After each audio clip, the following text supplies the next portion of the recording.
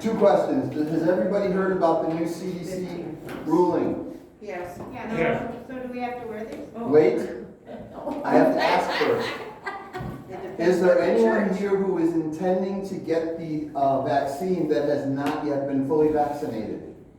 Is there anyone here who is intending and planning on getting the vaccine who is not yet fully vaccinated? I don't see any hands. Okay. I'm That's what- fully vaccinated. You didn't. That's what I meant. Oh, that's If so we can. that means that everyone in the room who intends to be vaccinated is. Okay. right, so we could take them all. Hmm? Okay. According to Dr. Fauci, followed science, the announcement came out yesterday. Unless you're uncomfortable. Yes. Yeah, I mean, everybody, if you're not comfortable, put a mask on. They're 110%. Right. So masks are optional. Exactly. It's Yes. a simple way of saying it. That is a simple way of saying it. Yes. And because of the whole love your neighbor as yourself thing, that's why I asked the question the way I do. I was in a meeting where the answer was, I'm intending to get the vaccine, I've had vaccine 1, and next week I get my second shot. Masks on, Yeah. masks on. She's not done yet, she's not there yet. So, we're still doing for the love of the neighbor, because she's not fully vaccinated yet.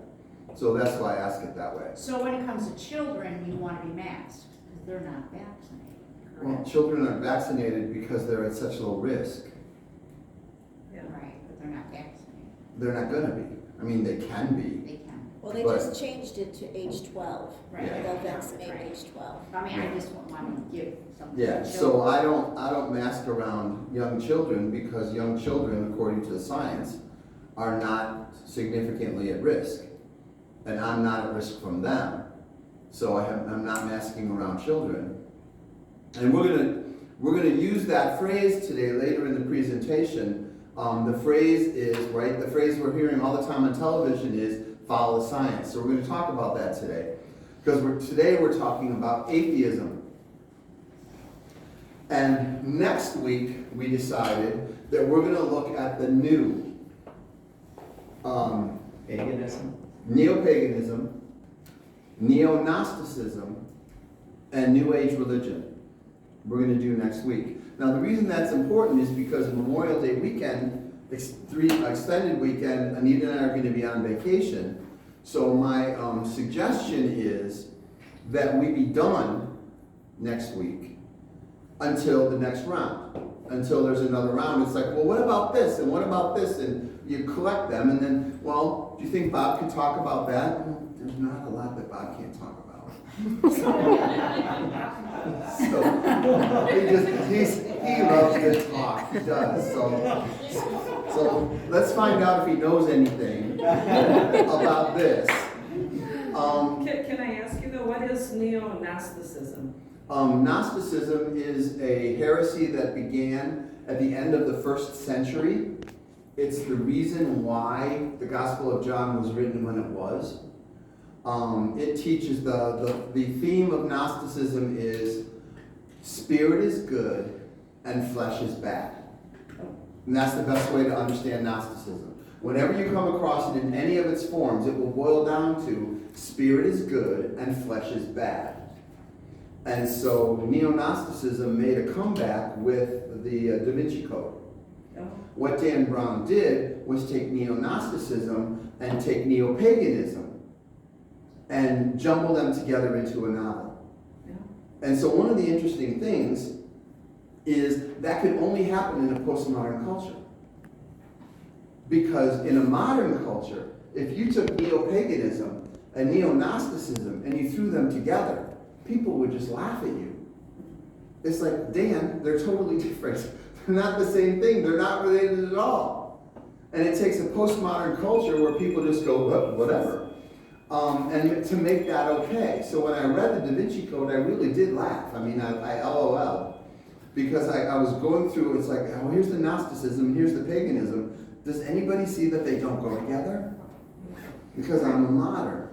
I've learned to speak postmodern, but naturally I'm a modern. That's my first language, my native tongue.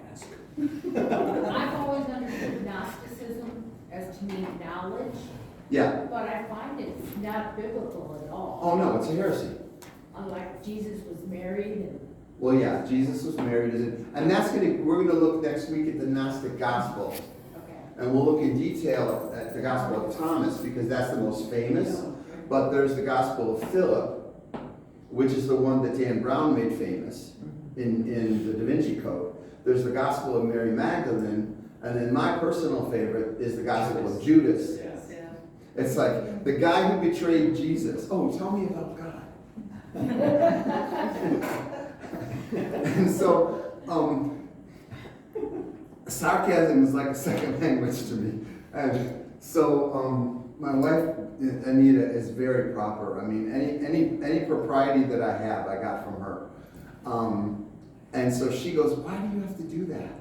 And it's like, well, sometimes the things are silly. You just have to say that. The things are silly. And we're going to do that today. I was at the Brewers game yesterday with a group of pastors from the Northwest Synod. We went to the Brewers game once a year together. And we did that yesterday. It was a really slow game. Brewers lost 2-0. There was 1 run scored in the top of the first. And 1 run scored without the benefit of a hit in the top of the ninth. But I was talking about the presentation that I was going to do today, and I was just having some fun with it. And I said, one of the things that happens when you're talking about atheism or to an atheist is you get to a point where you go, wait, what? You believe what? Well, I don't have enough faith for that. I don't have enough faith to believe that. And so I want you to listen with those questions in mind, is when we're talking about what atheists are saying they believe, listen for, wait, what? You believe what? So thank you for getting me set up on the PowerPoint today. I'm going to do a PowerPoint presentation this week, and then I'm going to do, when we do New Age and Neo next week, I'll do a PowerPoint as well. So I want to begin with Richard Dawkins, who is the most famous atheist on the planet currently. Richard Dawkins was interviewed in New York. He's from Oxford University, the home of C.S. Lewis, which we'll get to. Currently also teaching at Oxford is Dr. John Lennox, which we'll also get to. He was interviewed publicly in New York, and someone asked him, well, how do you respond to people who believe in God? I mean, we run into people who believe in God every day. How do you respond to them? And his statement was, people who believe in God are unintelligent and need to be treated that way. It's okay to be condescending to a believer because they just lack intelligence. And so the debate that he had with Dr. John Lennox of the same university becomes very interesting in light of that particular comment. And so this is his statement from the God Delusion. So the argument is Christians believe without evidence. Atheists do not believe because of the evidence. And so that's the distinction that you're going to want to hold in mind as we walk our way through. So I've started with stories, and I want to do that again. This has most recently come to the fore as 2 young adults, either millennials or Gen X, have publicly abandoned and criticized the Christian faith. About 10 years ago or so, the ska band 5 Iron Frenzy lost their bass player, Scott. And the reason he left the band was, he said, I cannot do Christian music anymore because I don't believe that Christianity is true. It would be lack integrity for me to continue to do Christian tours if I don't believe that Christianity is true. And the reason is because he couldn't come up with an answer to the question, if there is evil in the world, then how can we justify saying there's God? And we're going to get to that. Now, the reason that's important is because when the songwriter for Hillsong Music, his name is Marty Sampson, walked away from Hillsong Music because he no longer believed the Christian faith. He'd written dozens of songs that people all across the world were singing about Jesus, and he walked away because he no longer believed that Christianity was true, and for the same reason. And if that weren't enough, recently the lead singer for Hawk Nelson, Jonathan Steingart, publicly walked away from the Christian faith because he no longer believed it. He's not a part of the Christian band Hawk Nelson anymore, because he's not a Christian anymore, because he doesn't believe what Christianity teaches. And in each case, it's the same question. And so we're going to get to that when we get to Harold Kushner. And Joyce knows all about Harold Kushner. And we're going to talk about Harold Kushner's book today, Why Bad Things Happen to Good People. And what that has to do with this whole discussion. And so I want to start with definitions. I want to start with theism. Theism is a belief in a God who participates in the universe. Theism is belief in a God who participates in the universe. In Greek, a means not. So atheism is the rejection of the belief that there is a God who participates in the universe. Specifically, there is no God. Now, we want to distinguish atheism from agnosticism. Atheists are sure that there is no God. It is a statement of belief, which is an important point, because they'll claim that this is the result of some evidentiary experiment. It's not. It's a statement of belief. That's why we're talking about atheism today. They are sure that there is no God. Agnosticism is, I am sure that you can't be sure. It is impossible to know whether there is a God or not. So I simply beg the question. The Newsboys did a really great song, and one of the lines of the Newsboys song is, she hopes to God he doesn't exist. Agnosticism. I'm hedging my bets, right? I'm not going to say that there is no God, because I don't know for sure that there is no God. But I'm not going to say that there is a God, because I don't know for sure. But the problem with agnosticism is in too many cases it's don't know, don't care. One of my favorite C.S. Lewis quotes is, the Christian faith, if false, is of no importance at all. If true, it is of infinite importance. What Christianity can never be is moderately important. And the reason that's important in our churches today is we've got people on our membership rolls who show up occasionally for whom Christianity is moderately important. Which C.S. Lewis wanted us to get can't be. You gotta choose. And so the last one is deism. And this has made a rejuvenation because, of course, we talked last week about therapeutic moralistic deism. And those founding fathers who were not Christian, and there are founding fathers who were not Christian, were deists. Deists believe in a creator God who is absent. Theism is belief in a God who participates in the universe. Deism is belief in a God who does not. And what's interesting as we're moving forward is the case of Thomas Jefferson. Thomas Jefferson, when he wrote the Declaration of Independence, was greatly influenced by rationalism and Renaissance thinking and all that. But he was still a Christian. As President of the United States, he wasn't. he lost his Christian faith and became a deist, like Benjamin Franklin. He had wonderful examples of people that were deists. He became a deist because his wife died. He prayed and prayed and prayed and prayed and prayed, and his wife died anyway. And he concluded, now he was a rational guy.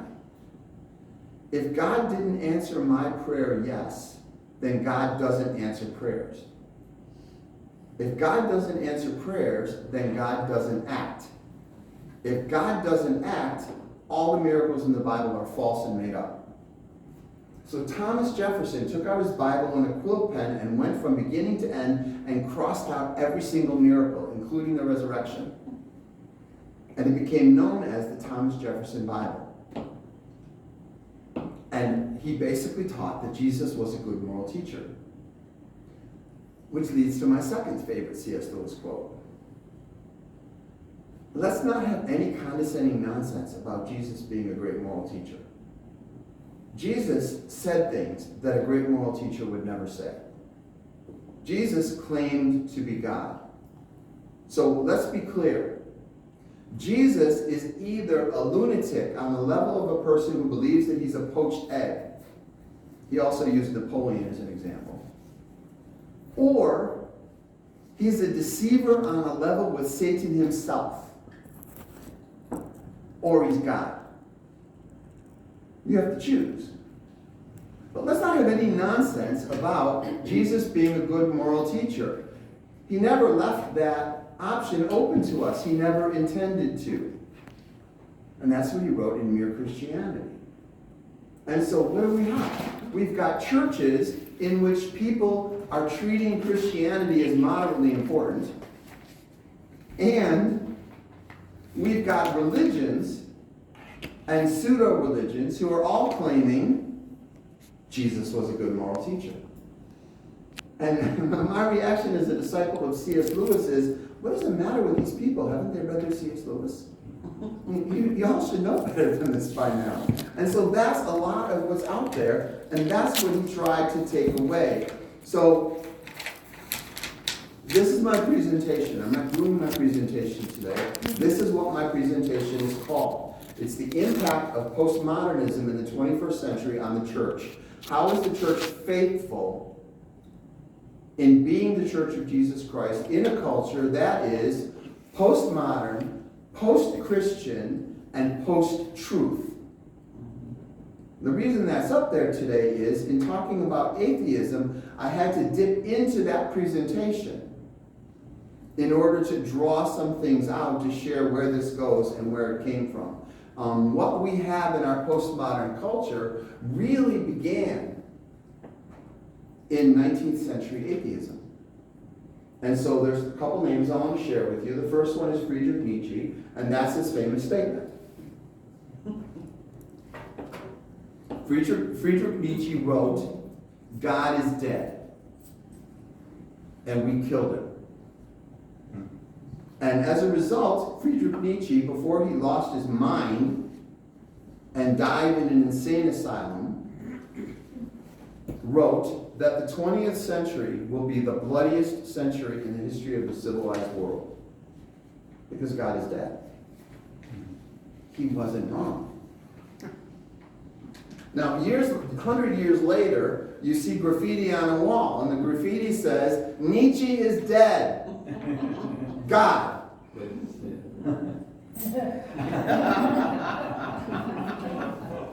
But he started it with once you take out God, all boundaries are down. And that's exactly what he said in his philosophy. Then later we have Karl Marx, who did come later on the stage. And of course, Karl Marx is the father of communism. And when I was at Wittenberg University in Springfield, Ohio in 1976, I think was my spring of my sophomore year. I was there from 74 to 78.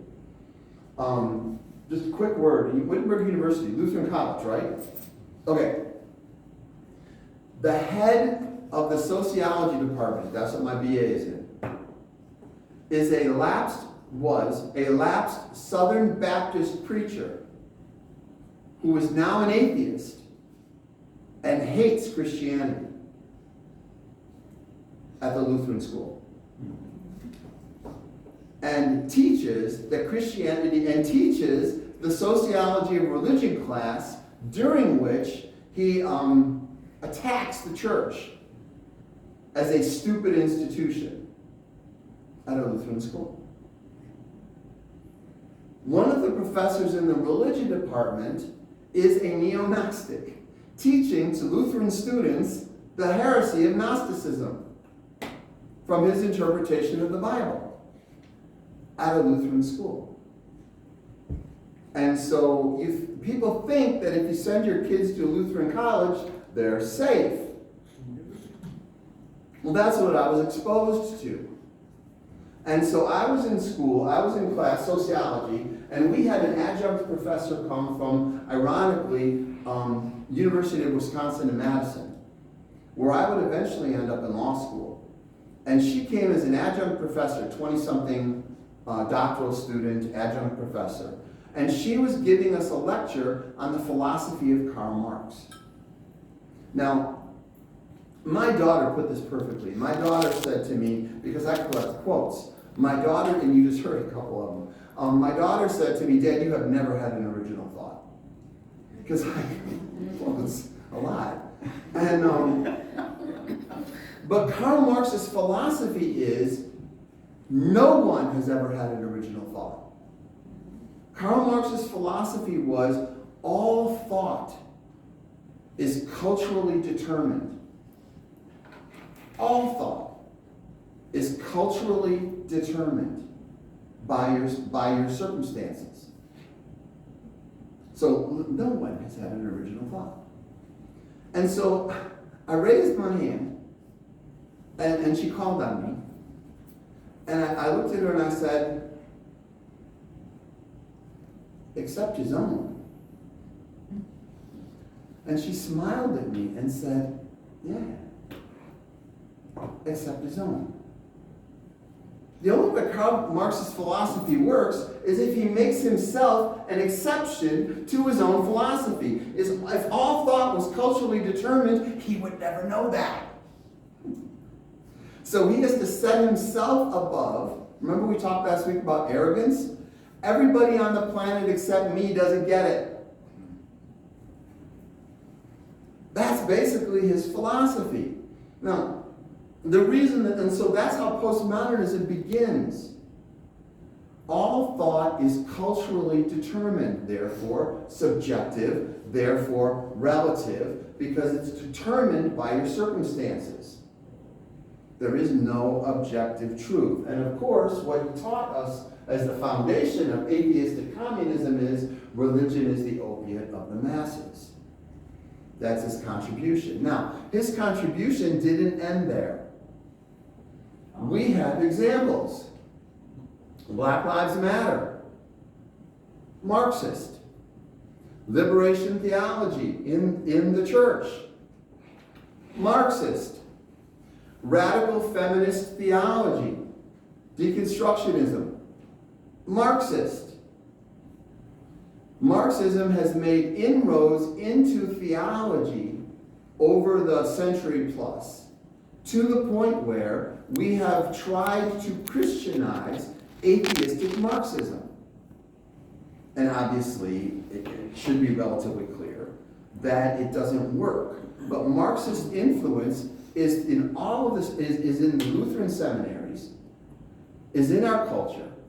And so our culture today continues to be influenced by the philosophy of Karl Marx. Now, Harold Kushner is a Jewish scholar who wrote a groundbreaking book, Why Do Bad Things Happen to Good People? And he took on, as if it was brand new, the difficult question, if God is all powerful, if God is all loving, then there would be no evil. There is evil. Therefore, it's a logical syllogism. Therefore, either God is not all powerful or God is not all loving. Now, this question predated Kushner by a lot, The reason it's important for us today is every one of the young men that I mentioned abandoned Christianity because of this syllogism. And young people all over the world today are abandoning Christianity because of that syllogism. He decides in his book, Why Do Bad Things Happen to Good People, that God is not all powerful. Because he wanted to believe in a God that was all loving. He had to believe in a God that was all loving. And since his syllogism was apparently not subject to attack, logically, therefore he had to choose, and he chose that God is not all powerful. God would love to help us, God's just not able to do it. And he's not God.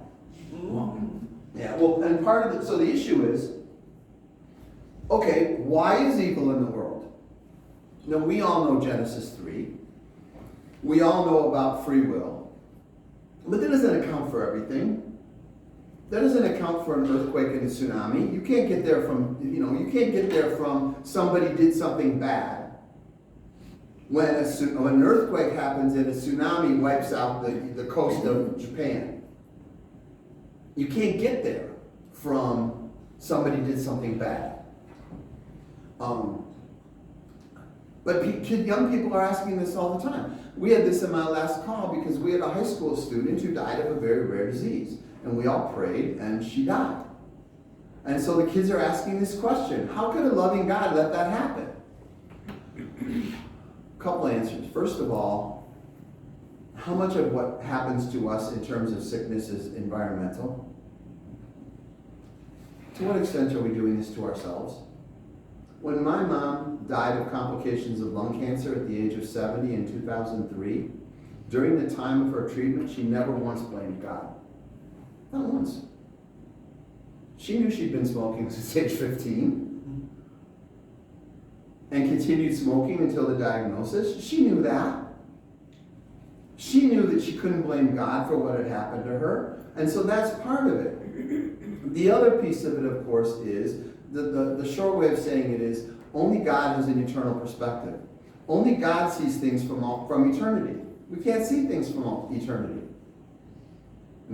Jericho is really hard. My son and I just had a discussion about Jericho. My son is struggling with this. We had a discussion about Jericho. Jericho in the Bible, it's really hard. God says, go and kill everything that breathes. Animals, babies, kill everything. We're like,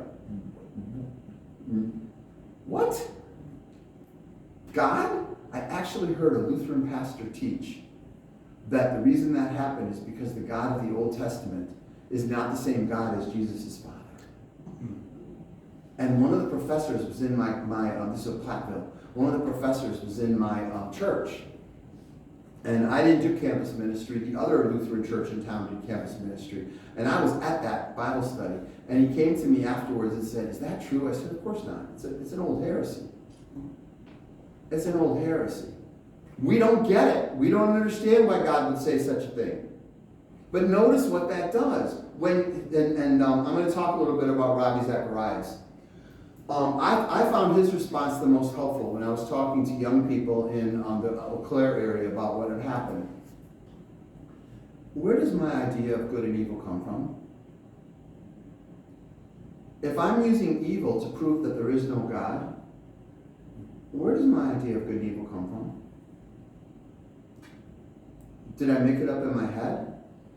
Well, I'm just a deterministic group of DNA molecules.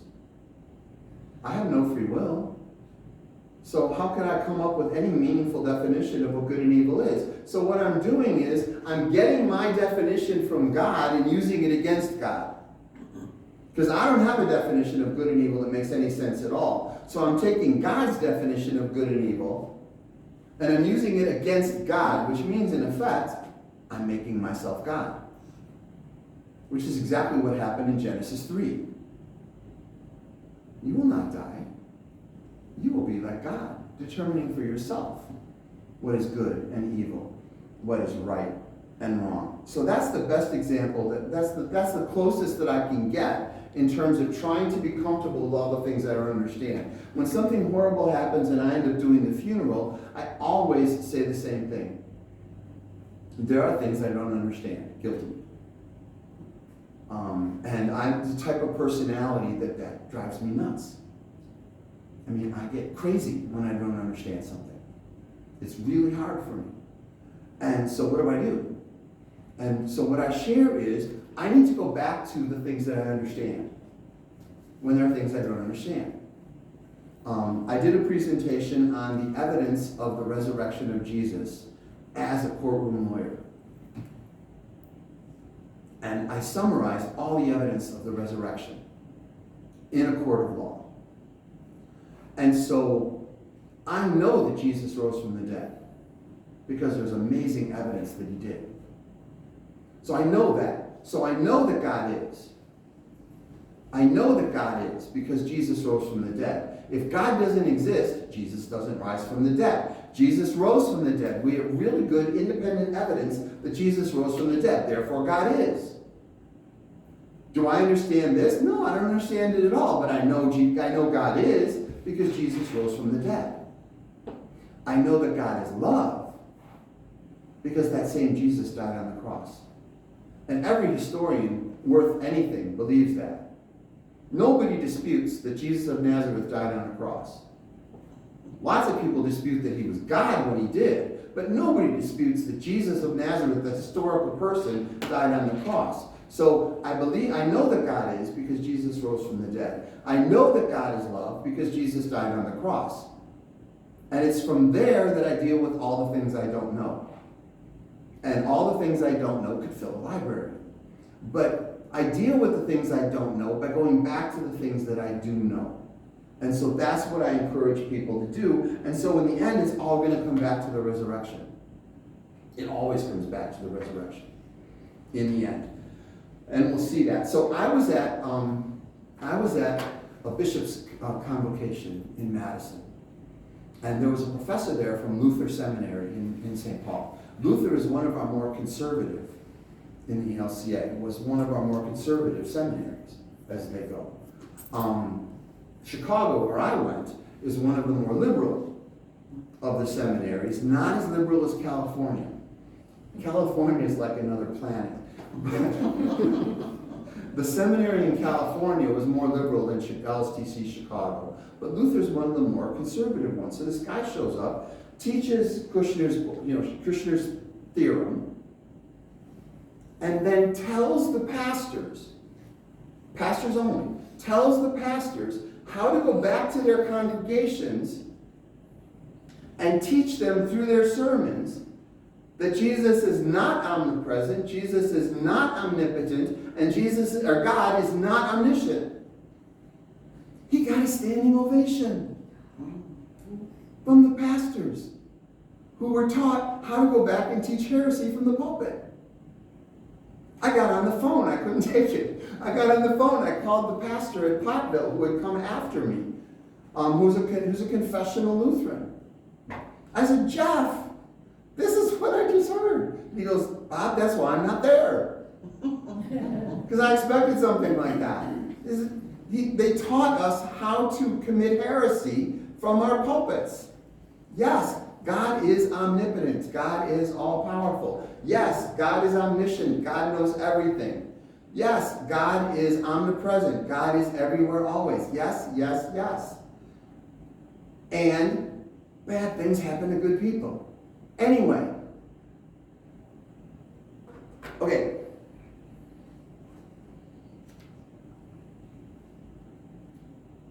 Apologetics.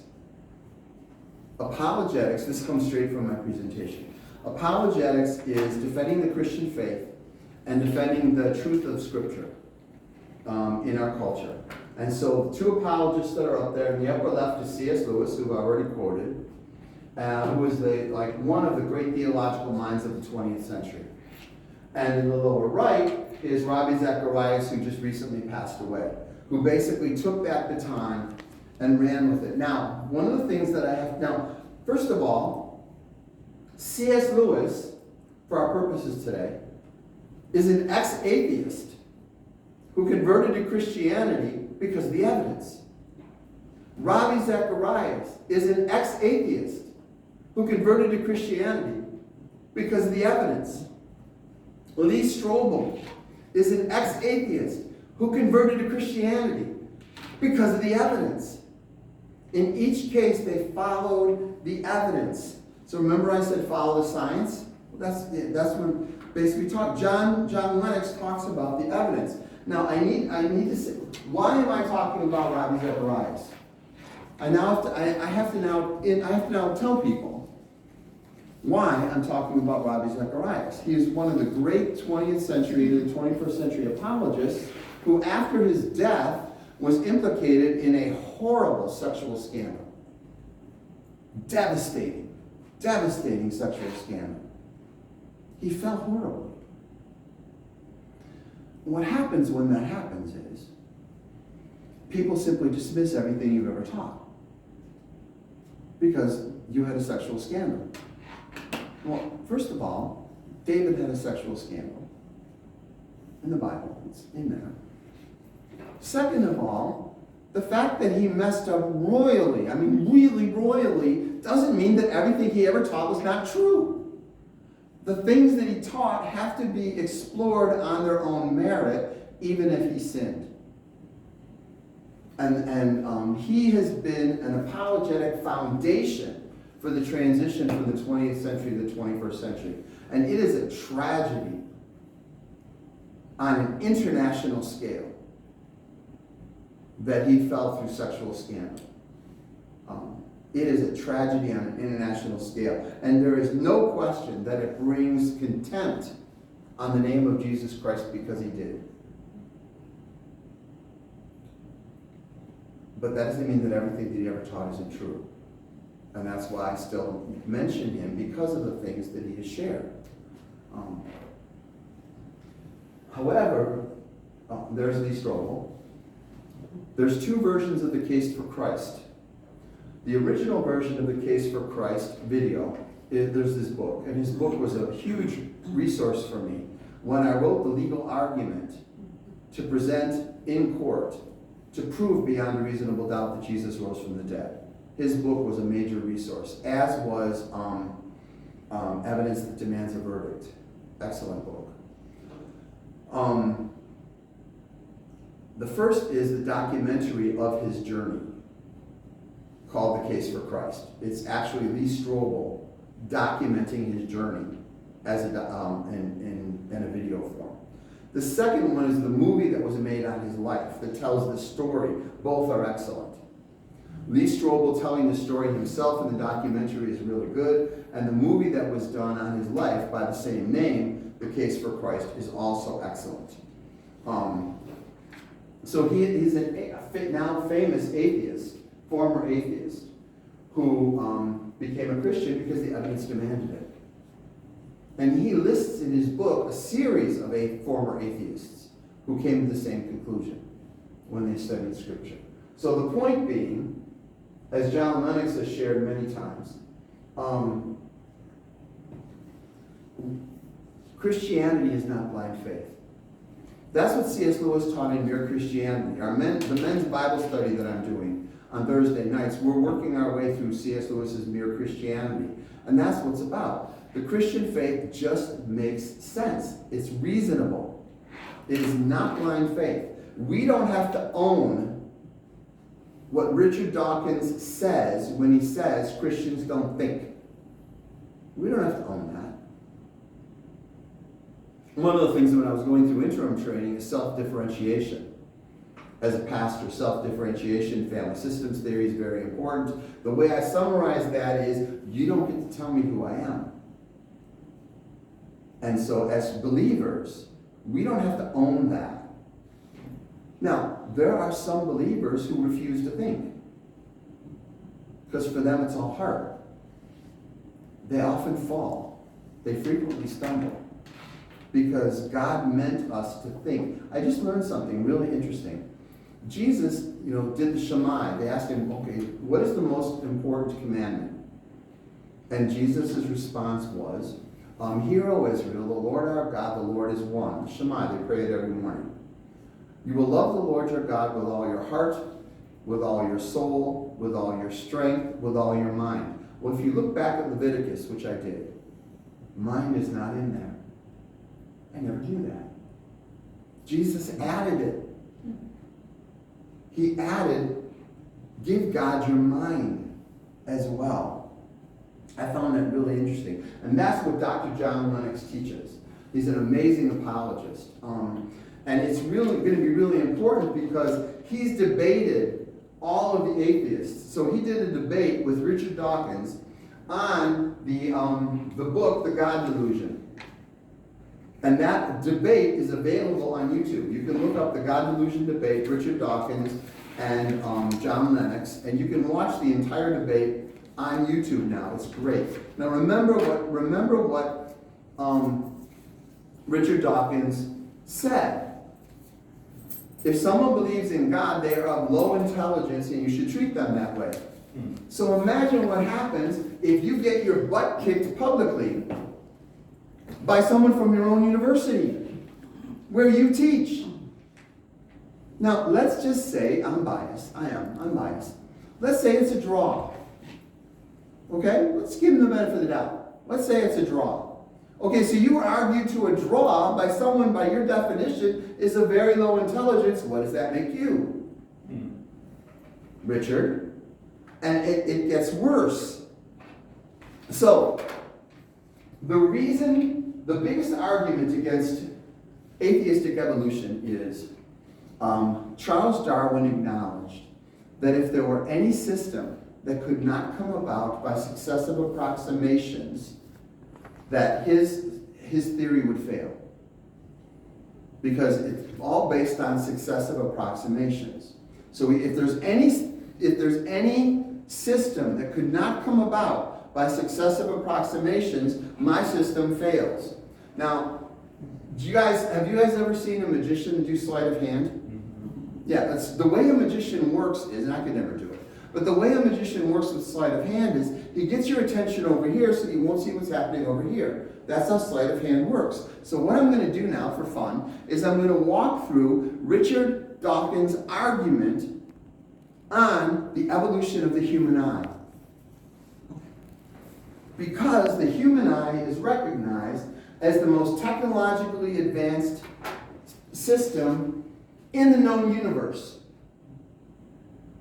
And so Darwin said, I have no idea how the human eye could have developed by evolution, chance and time. Darwin said that. Well, Richard Dawkins solved the problem for him. We now have Richard Dawkins explaining, and he is a biologist. We now have Richard Dawkins explaining the evolution of the human eye. Okay? So what I want you to do is, when you catch the sleight of hand in it, just say stop. You may be wrong, but say stop and we'll talk through it. When you see the sleight of hand. Okay, here is the evolution of the human eye by Richard Dawkins. We had simple organisms, one cell or conglomerations of cells, and those cells eventually differentiated into different parts. Well, yeah. But we're talking about the eye. Oh, okay. Well, Not yes, inherent begin to, there. yeah, not inherent to atheistic evolution all on its own. Right. And so what happened was one cell became light sensitive. Now, because it was light sensitive, now a creature can turn toward light or away from light. But it doesn't have a good way to do that because it's non-directional. So what happens over time is there are more of them. And they become a cluster of light sensitivity. The problem is we got more of them, it works better, but it's not directional. So what happens over time is, in order for this to work, is the creature develops an indentation. Boy, they sure assume a lot, don't they? See, now it's indented. Now, because it's indented,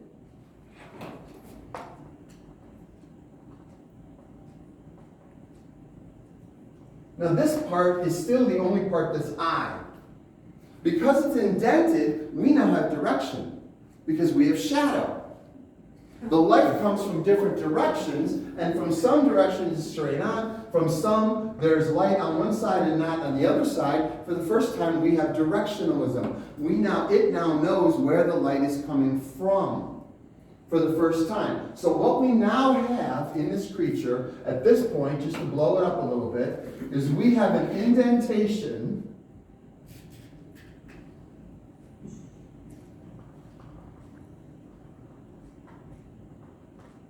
with light sensitivity. Okay? Now we have direction. Now, again, what happens over time is, so we're going to focus on this now, because this is the I to be. This is going to become an I. So the next thing that happens is that curvature over time, because it's chance and time. Mutations over time. So that curvature becomes more pronounced.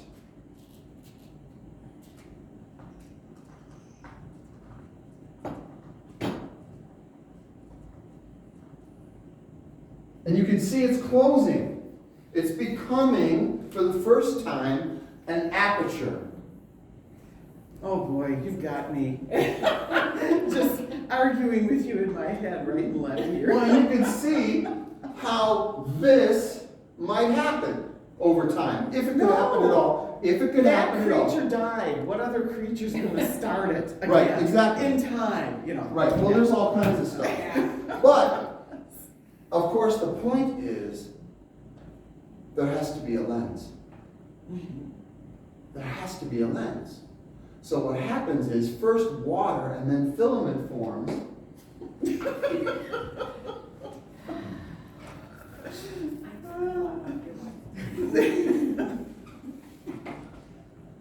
smart.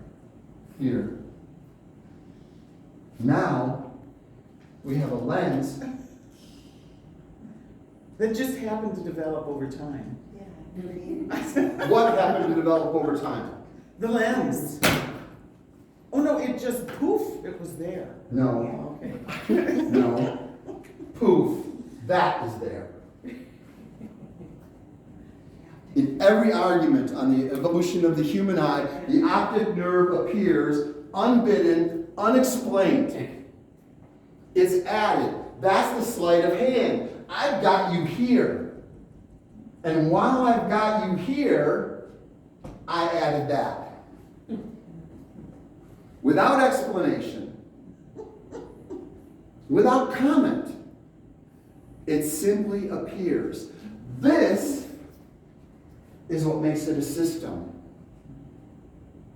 This is not a system. This is a system. This is useless if it's not connected to the brain. There is no evolutionary advantage if it's not connected to a brain. And it has to be connected to a brain which can process the information that's coming. When Jesus healed the man born blind, in, I think it's 9, I think it's John 9, I think it's 9, because 10 is the shepherd chapter. When Jesus heals the man born blind, in chapter 9 of John, he heals his brain. He doesn't heal his eye. He helps the eye work, but that's nothing unless he heals the brain to process the information that's coming. It is a complete system. It is, in fact, a system that is so complicated that no amount of successive approximations could ever get there. An optic nerve without a receptacle is no evolutionary advantage. A receptacle without an optic nerve is no evolutionary advantage. Either one of them without a processing center is no amount of evolutionary advantage. The only way it works is if the system comes into being all by itself all at once. We call that creation. It doesn't. And so what Richard Dawkins has done for people that want to believe in atheistic evolution is given them a way to do that so that they can live however they want. He's their hero. In his book, Why I Believe, Pastor and Dr. Kennedy, what's this? D. James Kennedy in his book, Why I Believe, his footnotes are amazing. He found the interview of the grandson of Darwin's right hand from England. And he interviewed the grandson, who was like one of the heads of the Evolutionary Society in England at the time. And the interviewer asks the grandson of Darwin's right hand, why do you think, given the relative lack of evidence that was available at the time, do you think that your grandfather and so many since then have jumped on Darwinian evolution? And the grandson said, well, the idea of God interfered with our sexual mores. Follow the science? We wanted to have sex with whoever we wanted to have sex with as often as we wanted to have sex. And if there was a God, we would feel bad about that, so we wrote God out of existence. Science. An interview is a matter of public record. Sounds like he was joking, though, doesn't it? It does almost. Yeah. He actually told the truth. When you get behind atheism, what you find is there is always an underlying reason. Anybody see God's not dead? So what was the underlying reason for his atheism? The professor. Remember? His mom. His mom died and he prayed for his mom and his mom didn't get better. Therefore, either God doesn't exist or God hates me. Therefore, either God doesn't exist or I hate God. It had nothing to do with evidence at all. So that's the length that a scientist will go to. And now we have Stephen Hawking. Stephen Hawking wrote a bunch of books, but one in particular, he concludes that gravity created the universe. Now this is at one of the points where you get to say, wait, what? Gravity is the attraction that exists between two pieces of matter. So gravity is. That's what Newton discovered. And Galileo worked with. Gravity is the force between two material objects. So, explain to me, doctor, how gravity formed a universe from that which had no material.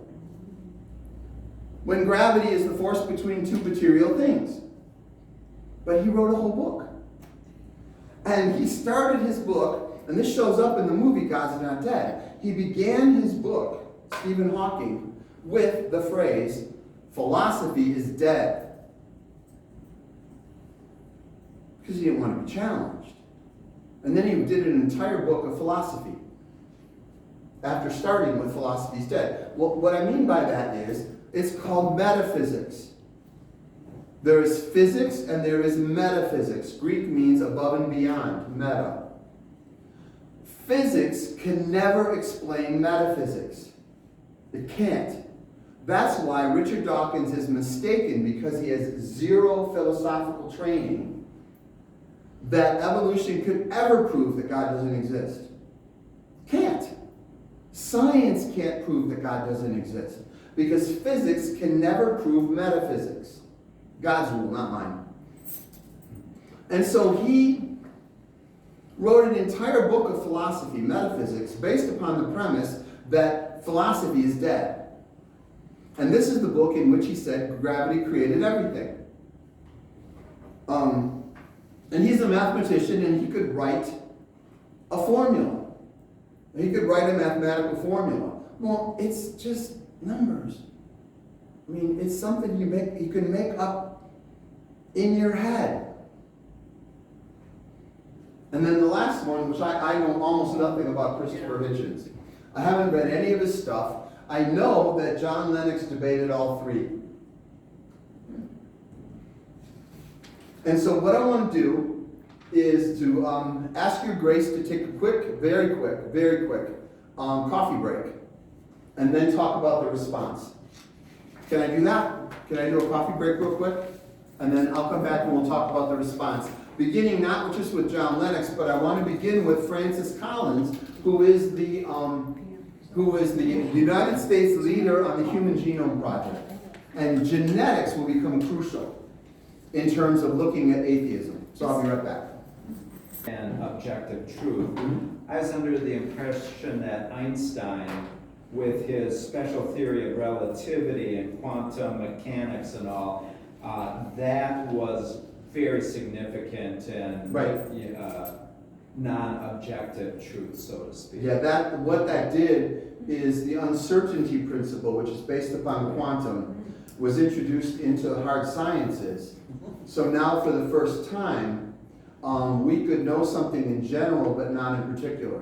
Right. The idea... It's a wave and it's particle, light is wave. Or Right, particle. chaos theory is that by observing something, you change it. Mhm. And therefore the observer becomes part of the phenomenon, and therefore it's subjective. Mhm. So it took objectivity out of the hard sciences to that extent. Okay. Yeah.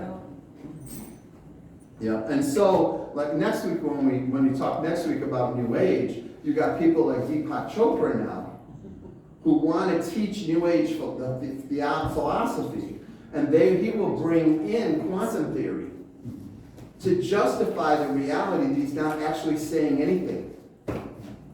It's like, well, quantum physics makes sense of the nonsense that I'm sharing with you now. So like, I know what I'm saying makes no sense, but quantum physics says I get to make no sense. And so that's where that goes. Yeah. And that's where society goes. Yeah, when we follow exactly. that. Because Makes now, sense. follow the science where? Yeah, right. Yeah. So Francis Collins was an atheist. He became a doctor, and through his early medical practice, accepted Christ. And as a Christian, he was appointed as the head of the U.S. branch of the International Human Genome Process. And this becomes really important because of his conversion. He's worked closely with Nikki Gumbel. And I don't remember when the last time y'all did the Alpha course. Yeah, he's in there. He is. So you got the new videos. Yes. In the new videos, he plays a very important role because he's a former atheist, he's a scientist, he was in the Human Genome Project. And mere Christianity was what Led him to Christ, Yeah. because the Christian faith is just reasonable. It just makes sense. So in the Human Genome Project, what they discovered was the DNA molecule can't be formed by random chance. Let that sink in. The DNA molecule, the basis for all life on this planet, can't be formed by random chance. And when Dr. Francis Collins does apologetics, he also mentions the fine-tuning of the universe argument. The universe is tuned in such a way that there are specific physical laws. And if those physical laws changed by 1,000%, life in the universe could not exist. Not just on this planet. Life in the universe couldn't exist. If any of the physical laws, including gravity among them, changed by 1,000%, there could be no life in the universe. Somebody designed it so that it was exactly perfect. So what happens, first of all, how does Stephen Hawking deal with that? Because we all know that that's true now. We all know the constants, and we all know the variances. So what does Stephen Hawking do? Simple. Multiverse. He creates a theory in his head that there are billions of universes, all with different laws, and if you have enough universes, one of them is going to be exactly what you need for life. You have to have a lot of faith to believe in that. Exactly. It's like, remember what we started with. Wait, what? You believe what? I don't have enough faith to believe that. Because and right, what is our phrase? Follow the science. There is none. Science is observe and record. That is the scientific method. Observe and record.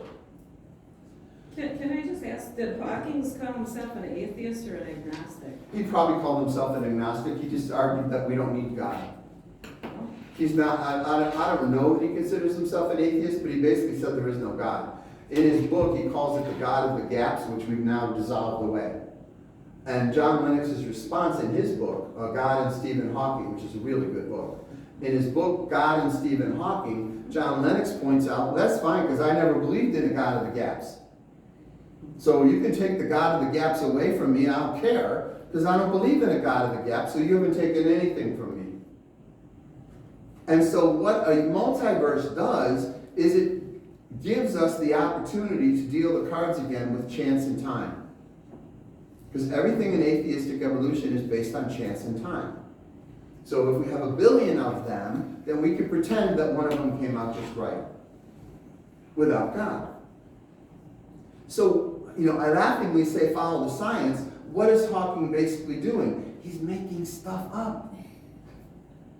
Because he can't explain the fine-tuning of the universe as it exists, so he made up different universes to try to explain that. Now, as long as I'm on this, what do you do if you're an atheist and you discover the original person was an atheist who discovered that the DNA molecule can't form by random chance? He was an atheist. What do you do if you're an atheist and you just discovered that the DNA molecule can't form by random chance? Well, obviously, DNA seeding, aliens.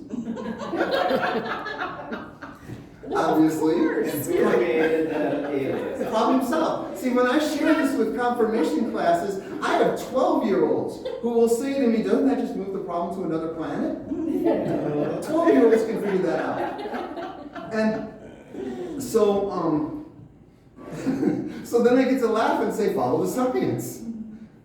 So that's apparently what they say science is. So this is really good. It's also available for free on YouTube now. I have it on DVD, but you can get it on YouTube for free. Ben Stein is a Jewish comedian and intellectual. He's both. And he did a documentary on the number of scientists in our culture who have been, now we call canceled, banned, blackballed from institutions because they had the audacity to put the word intelligent design into a paper. And because they published a paper that said intelligent design anywhere in it, they were all banned. They were all canceled. And so he does a documentary on that. And in the documentary, he interviews Richard Dawkins. And one of the other things I do for confirmation classes is I have them watch the interview. And I say to them, the reason I'm having you watch this is because if I told you what Richard Dawkins said, you wouldn't believe me. You have to see him say it. So they watch the interview, and at the very end, Ben Stein says to him, so you don't think there's any possible intelligent design at all? And he goes, well, actually, there is the possibility of intelligent design, which we find really intriguing. It is possible that a highly advanced race came from another planet, he's saying this on tape, came from another planet and seeded the earth with DNA. Now, of course, that other planet, those advanced civilizations would have to have come about by some form of atheistic evolution, Darwinian evolution, but they came and seeded DNA here. Richard, ooh, pick me, pick me. So, why is it obvious that it would have to be by some form of Darwinian evolution on some other planet? Why? Because I need there to be no God. Therefore, this follows. Nothing to do with science. Nothing to do with reason. Nothing to do with evidence. Now, so quick quiz.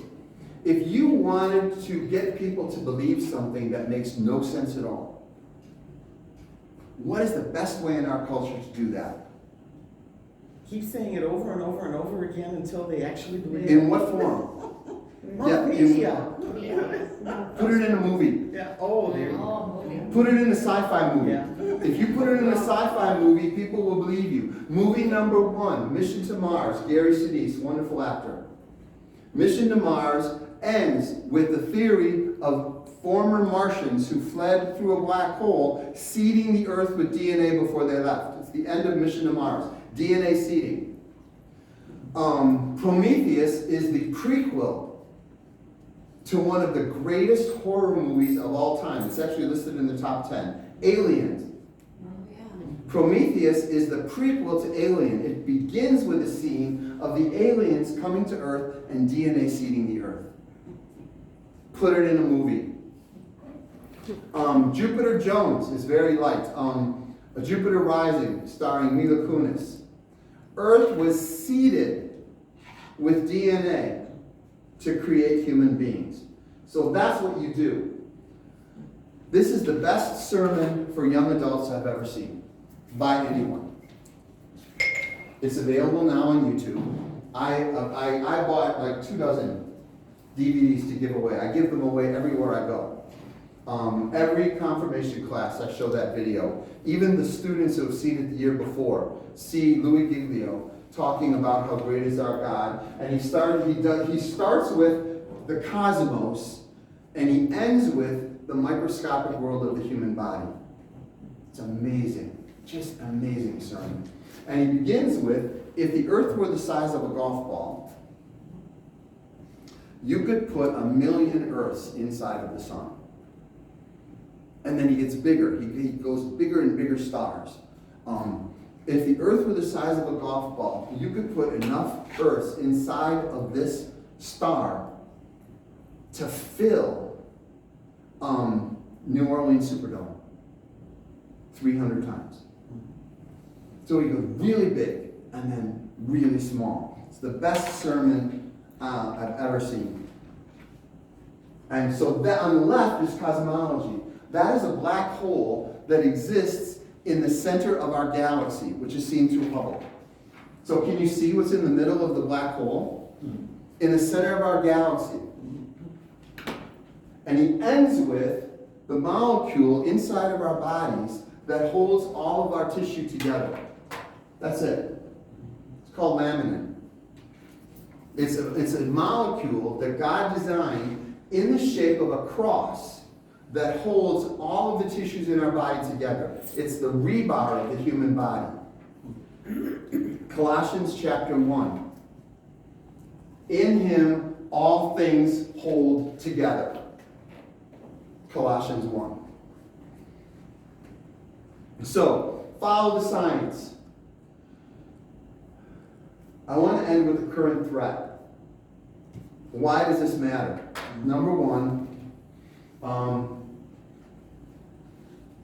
your students may not remember who Evanescence is. Older young adults know Amy Lee and Evanescence. Evanescence sold millions of albums all over the world, millions of fans, and they did a tour in Japan, and she was interviewed by Yahoo as part of their Japan tour years ago, and the interviewer asked her, so you've got millions of fans, millions of young people all over the world, millions of records. What is the message of your music? What are you conveying to young people all over the planet with your music? And here's her answer. Life has no meaning. Life has no purpose. And because there is no meaning and no purpose to life, the only way we're going to get through this is by banding together and holding each other up. Millions of young people all over the world heard that message and believed it because she said it. In her video, her video for the song My Immortal, she is, during the singing of the song, laying on a marble slab with her wrists tied with red ribbon. Millions of young people have watched that video of her laying down with red streaming from her wrists in the song My Immortal. Music is sermons. Movies are sermons. And our young people are getting the message. They're learning. They're learning about life and they're learning about God from her. And that's really scary. I did a presentation on media and the message of media when the Golden Compass was making the rounds of the TV. It had been a long time since Golden Compass movie came out in theaters, but it was making the rounds of the TV at the time, so I still included it in my presentation. And I had people come up to me and say, this is past tense, this is old news. The Golden Compass is the first book of a trilogy written by Philip Pullman. The trilogy is called His Dark Materials. Now, I'm not judging, but for me, if I were a parent and I were buying a series of books for my children to read, and the trilogy was called His Dark Materials, I would want to know what's in there before I bought it for my kids. So he told us. When the movie Golden Compass first came out, they interviewed Phil Pullman, and he said, the purpose of His Dark Materials is to get as many children in the world to stop believing in God as possible. That's why I wrote the books. He's very open about it. He hates C.S. Lewis. But he used C.S. Lewis as an example. If C.S. Lewis could write Narnia and get children to believe in Jesus, then I can write His Dark Materials and get people to not. My goal is to make as many children in the world not believe in God as I can. His Dark Materials, all 3 books, is a direct attack on the church and of God. Now, old news. HBO Max and BBC have just released the series, His Dark Materials. All the people who get HBO Max now have access to an ongoing series based upon the 3 books of his trilogy today. And kids are going to be eating it up. Right now, kids are taking this doctrine in. That's why it's important today. It's not a dead issue. The Subtle Knife is book 2. So I want to close with a quick closing story. The year was 2008.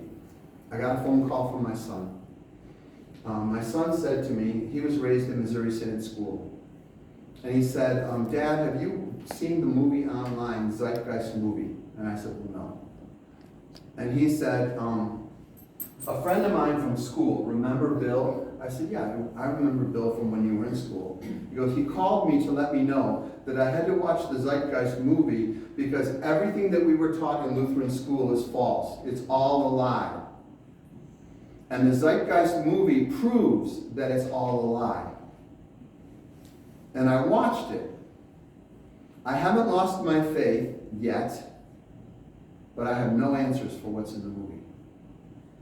And I said to him, I'm going to watch it. And before I watch it, I want to say that in the end, it's all going to come down to the resurrection of Jesus. If Jesus rose from the dead, it's all nonsense.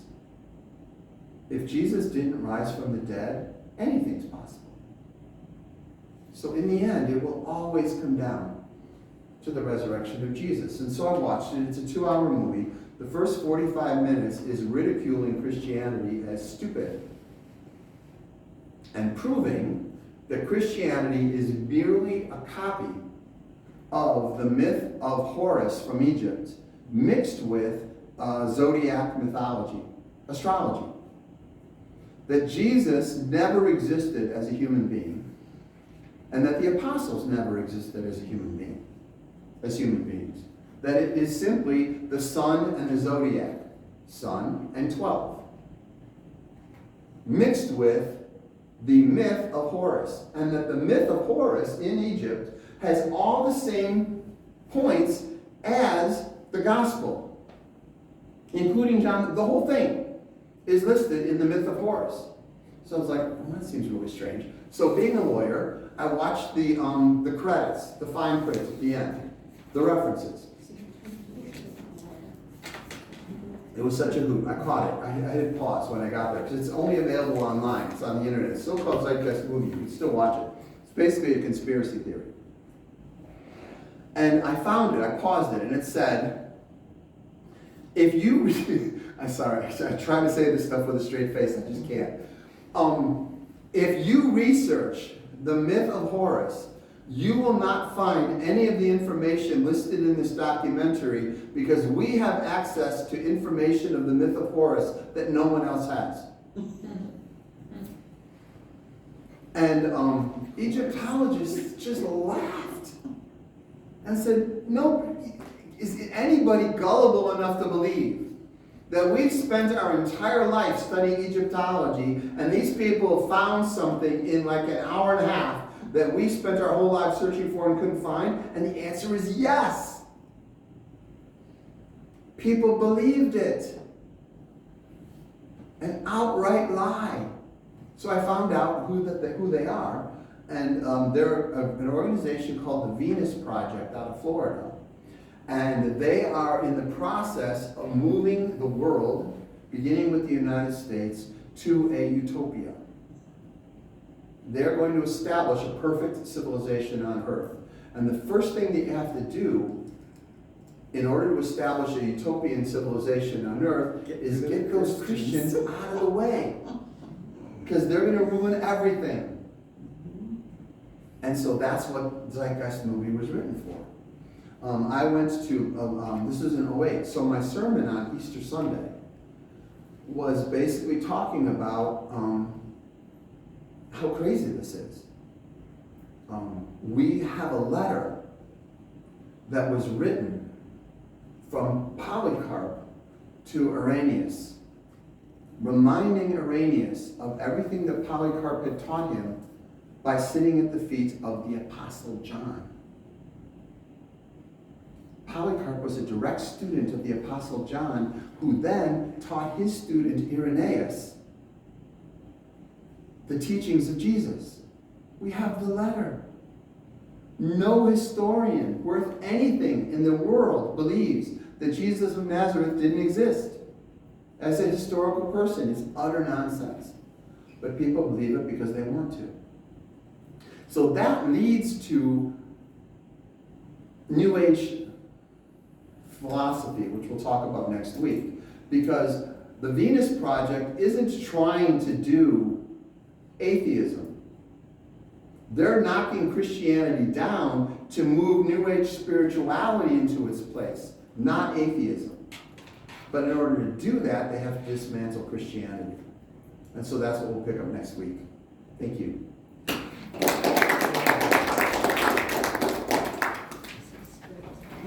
Can I ask you a personal question? Sure. Why did you go to the LCA seminary? Why didn't you go to the Missouri Senate?